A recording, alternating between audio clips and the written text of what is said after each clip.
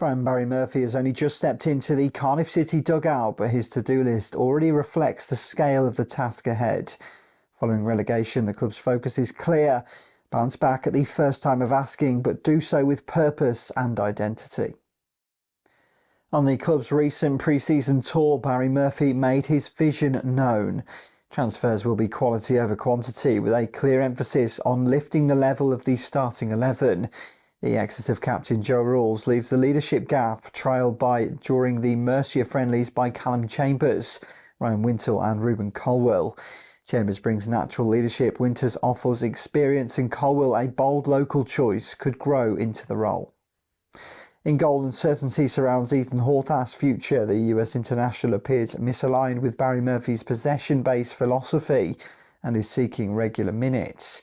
That leaves Jack Elmwick as the likely number one, but Cardiff may need to add another goalkeeper, with David Harrington reportedly under consideration.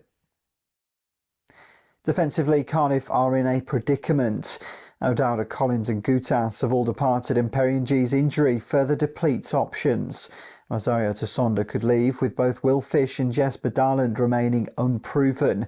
Teenage Dylan Lawler continues to impress and might be a promising centre-back in the future, with Chambers, should the latter stay. Out wide cover remains an issue, with Capaccio, Giles, Mifakio and Spears filling in during pre-season. Further forward, goal contributions must come from wider sources. Chris Willock has quality but struggled last season, while Davis, Tanner, Nwaka and Ashford have yet to prove they can consistently deliver.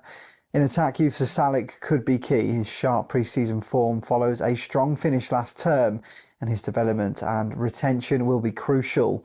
Callum Robinson brings pedigree, while Keon Itete must improve after an underwhelming year.